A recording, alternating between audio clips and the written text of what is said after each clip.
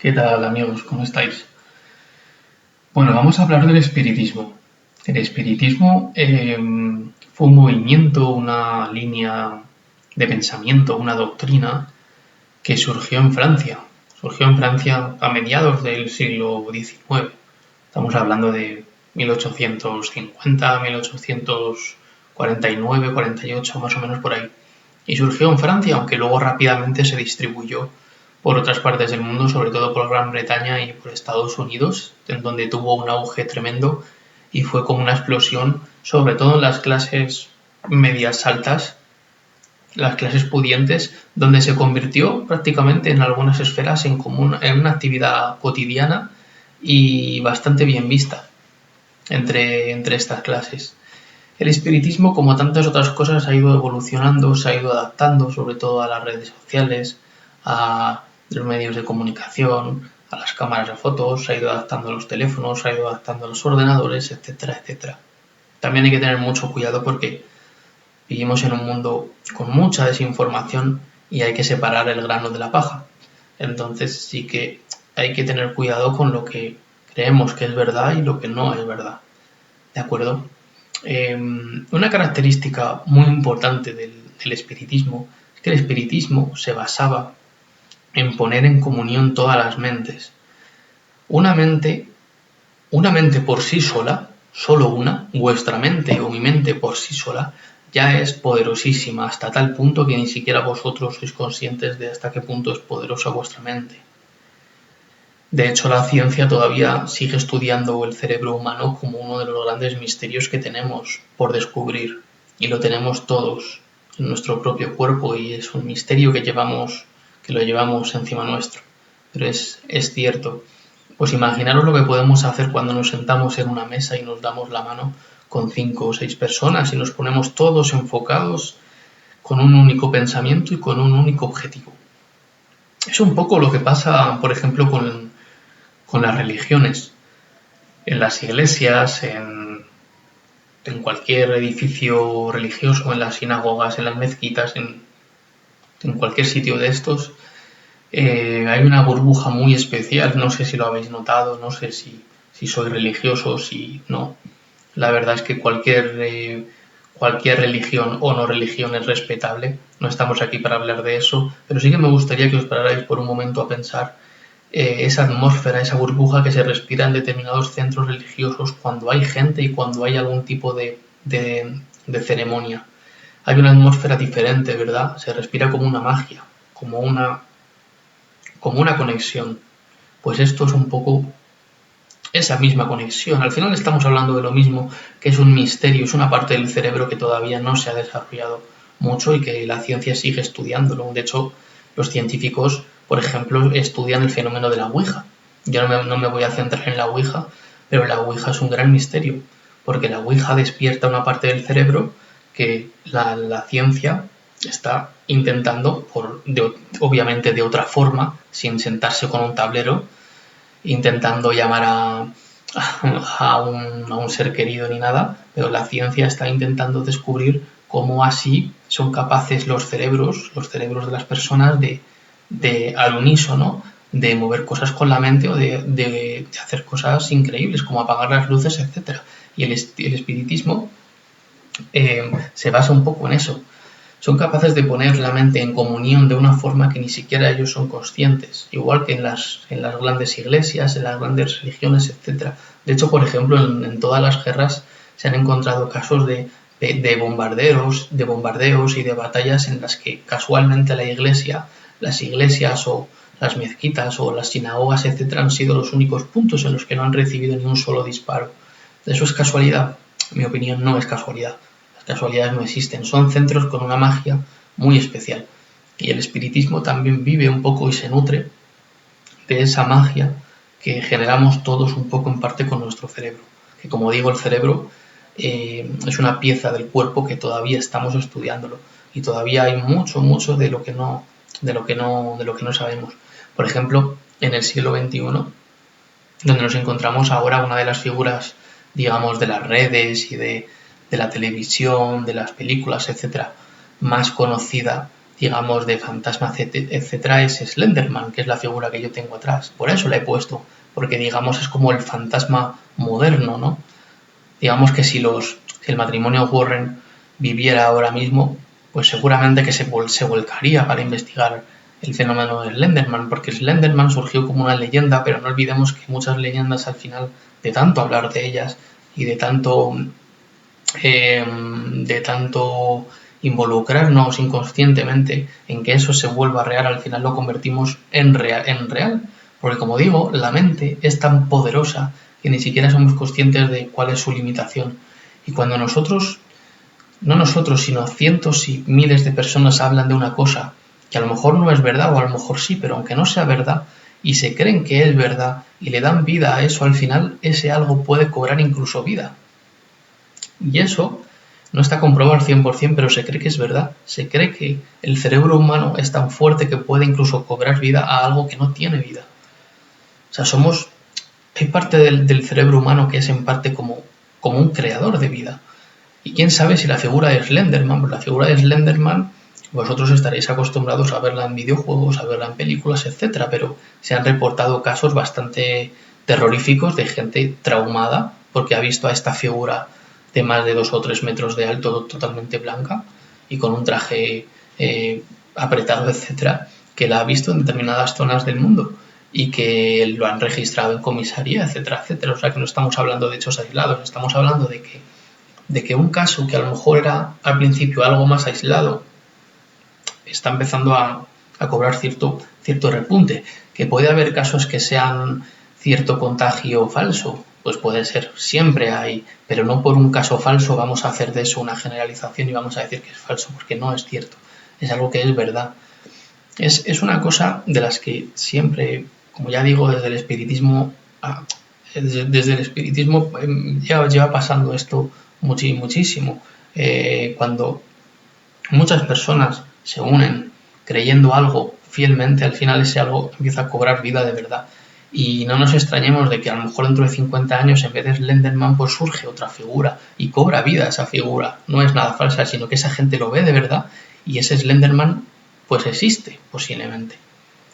Y hoy en día también el espiritismo, ¿cómo ha evolucionado? Pues ha evolucionado de una forma muy sustancial en cuanto a la tecnología que tenemos para captar ciertas cosas que nosotros podemos llamar como el canal para llamar al más allá, ¿no? Pues tenemos grabadoras, tenemos cámaras térmicas, tenemos medidores electromagnéticos, tenemos, por supuesto, hay programas de televisión en Estados Unidos, hay un programa que es de los más vistos de ahí del país que se llama Cazadores de Fantasmas. Es un programa que es de los más vistos de Estados Unidos y se llama Cazadores de Fantasmas. Es así. Y entonces toda esta tecnología se puede adaptar también para intentar interrelacionarnos con el más allá. También es cierto que cuando lo hemos intentado y cuando un grupo de investigadores ha intentado contactar con el más allá, no hace falta ni que decir, tiene que, sea lo que sea que haya al otro lado, que yo estoy seguro que hay otro lado, es bastante esquivo a la hora de dar determinadas respuestas. De hecho, cuando algún familiar o alguna persona ha tenido algún tipo de respuesta, que sí que es cierto que las ha habido casos de personas que a lo mejor han recibido algún mensaje de algún ser querido que ha fallecido, que se había quedado muy preocupado y ha recibido a lo mejor un mensaje diciendo estoy bien o no te preocupes o cosas así. Es cierto, pero jamás ha recibido más información que esa. Simplemente recibe la información justa y necesaria y ya está. Jamás vas a ver un caso de una descripción completa de cómo es el más allá, de todo eso. Ya cuando te empiezan a dar ese tipo de datos, ya pues posiblemente es un caso falso, a mi juicio. A lo mejor no, pero normalmente los casos verdaderos son casos sencillos, son casos simples, de simples mensajes. Y para de contar, luego, como ya digo, hay mucha desinformación detrás. Eso es bastante peligroso. Entonces hoy en día hay bastantes programas de televisión, hay series, hay buscadores de fantasmas, hay muchísimas cosas que posiblemente muchos de esos casos no sean más que personas que a lo mejor quieren un poquito de fama, pero también hay casos sobrecogedores, sin duda. Mira, yo recuerdo un caso de una persona que en Barcelona, creo que era en Barcelona o en Valencia, no recuerdo bien, a lo mejor era en Valencia, que le gustaban mucho los objetos vintage, los objetos antiguos, etcétera. Y en una ocasión compró un teléfono móvil de estos antiguos, tipo Nokia negro con tapa, de estos así antiguos, y obviamente el teléfono pues estaría sin batería o sin lo que sea. Entonces el caso, el señor en cuestión, que era bastante friki de este tipo de aparatos, pues lo llevó a reparar a un sitio especial, le costó una pasta, un buen dinero, etcétera. Y cuando ya tenía el teléfono antiguo de los años, pues yo que sé, 90 pues de los primeros teléfonos que hubo, y ya lo llevó a reparar y todo, y lo pudo por fin encender para ver cómo era el menú de esos teléfonos, de repente vio que tenía un mensaje, o había recibido un mensaje en el que solo se podía leer "no veo nada". Muy extraño.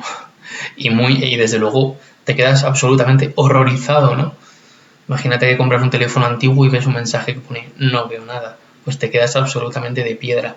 Luego también se han registrado casos absolutamente verídicos de llamadas de teléfonos, de otros teléfonos que no existen. ¿Y que cómo se sabe que no existen? Pues muy sencillo, porque tú vas a la compañía de teléfonos, a la compañía X, cual sea, y le dices, mira, que he recibido una llamada de este teléfono, y te dice, no, es que este teléfono no existe, sí, es absolutamente imposible. Pero tú le dices, sí, mírelo, si es que está aquí. Y no, te dice, no, que es que ese teléfono no puede ser, no existe. Se han reportado casos así también, no solo con mensajes, sino con llamadas también, con cosas muy raras. Luego también con imágenes también. Las famosas, no recuerdo, tiene un nombre. Cuando sale una especie de proyección, también tiene un nombre. Y luego están las famosas también psicofonías, que hay una parte muy grande de fraude, pero las psicofonías hay una parte también de realidad muy importante. De manifestaciones extrañas y de sonidos que no pertenecen a este mundo. Es como si hubiera una parte de ese otro mundo que tenemos siempre al lado nuestro, pero también lejano, que sí que es cierto que en ocasiones se quiere manifestar, pero se quiere manifestar de una manera muy liviana, muy pausada, muy ligera, para que nosotros sepamos lo justo y necesario, pero nunca te van a dar una información muy grande. Y vuelvo a repetir, cuando veáis un caso en el que te dan muchísima información, en el que te describen con pelos y señales cómo son determinadas cosas del más allá, o es un caso con demasiado condimento, etcétera, tiene bastantes ingredientes para ser posiblemente, si no un caso a lo mejor falso, pues un caso que está exagerado. Como yo digo, lo verdadero siempre suele ser bastante más sencillo y más simple, y posiblemente más difícil de explicar, ¿no? Porque ahí está un poco lo bonito. Porque lo bonito del misterio es precisamente que es desconocido. Y si fuera conocido ya dejaría de ser bonito, dejaría de ser atractivo. Y yo por eso lo encuentro bonito, y lo encuentro que es algo que me atrae y que de lo que me siento a gusto y me siento conforme hablando de esto. Y el espiritismo, como ya digo, irá evolucionando, enfocándose en las nuevas tecnologías. Habrá algunos que se intenten aprovechar de eso, pero no olvidemos que esto ha existido siempre, y que hay casos que son ciertos y hay que intentar separar el grano de la paja, lo verdadero de lo falso, porque hay casos que sí que son verdaderos y que son espeluznantes. Hay casos de gente que se te pone a llorar o que se te emociona al hablar de eso, y esos casos son absolutamente de verdad. Nadie se va a inventar que ha recibido un mensaje de un familiar que ha fallecido. Nadie se va a inventar que una persona a la que quería muchísimo, que ha fallecido en un accidente de tráfico y de la cual no se pudo despedir, le ha mandado un último mensaje, o le ha llamado por teléfono desde un teléfono que no existía y del cual solo le queda el recuerdo de la voz. O sea, eso no se puede explicar, pero tampoco hay que justificarlo, porque yo, por ejemplo, lo creo, y no hace falta que me lo expliquen dos veces, sino que con que me lo digan una vez y me lo expliquen una vez, ya tengo suficiente. Entonces, luego hay casos, por ejemplo, hay casos positivos y casos negativos, porque, por ejemplo, el del mensaje de texto del teléfono Nokia es un caso negativo, porque si ese caso pongamos que es verdad y había alguien ahí detrás en un limbo, o en una especie de mundo entre mundos, que decía, porque el mensaje decía "no veo nada", como diciendo "está oscuro", pues esa persona seguramente no se había portado muy bien en la vida y estaba en una especie mundo de mejoría, ¿no? En el purgatorio que llamaban los cristianos. Entonces, el espiritismo ha evolucionado muchísimo. A mí me gustaría hacer un vídeo del espiritismo en los primeros años, en las primeras décadas, que sí que tuvo muchísimo de lo que hablar, también de la Ouija, pero yo me he querido enfocar un poco más en lo que son los tiempos modernos, en figuras que van surgiendo en las redes sociales, como el caso de Slenderman, que también nos creemos muchas veces que son bromas y que son leyendas, pero que ya os digo que hay gente que incluso ha tenido problemas de salud y ha tenido que poner denuncias, etcétera, por avistamientos de Slenderman y de casos así también similares. Quizá este sea el más conocido y el más reconocible, pero hay casos también así bastante espectaculares. Entonces lo que hay que hacer es tener claro que la mente humana es muy poderosa y cuando te acabas convenciendo de algo, tú mismo le puedes dar vida, tú mismo, y si encima compartes la opinión y perteneces a una opinión muy grande de otras personas que piensan lo mismo que tú, pues al final todos estáis ayudando y colaborando en una misma dirección, que es proyectando una imagen, y esa imagen se puede volver real. Se puede volver real, es lo que les pasaba a los espiritistas cuando incluso lograban hacer levitar determinados objetos. ¿Cómo lo hacían? ¿Eran magos? ¿Eran brujas? No, no eran ni magos ni brujas. Lo que hacían era utilizar parte de la mente que todavía se desconoce y la proyectaban y la sabían dirigir hacia un mismo objeto. La sabían redirigir. Y eso es precisamente lo que hacían. Hoy en día tenemos tanta tecnología que muchas veces lo que hace es que en nuestro cerebro hay parte de nuestro cerebro que está como apagado y que está dormido. Y eso verdaderamente no nos ayuda en nada.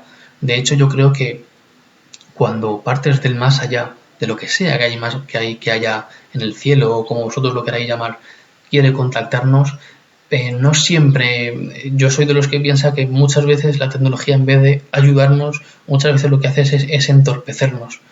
Y es cierto que a veces utilizan mensajes, utilizan llamadas, pero muchas veces es como que les molesta tener que utilizarlo, ¿no? Como que sientes que hubieran preferido no tener que hacerlo.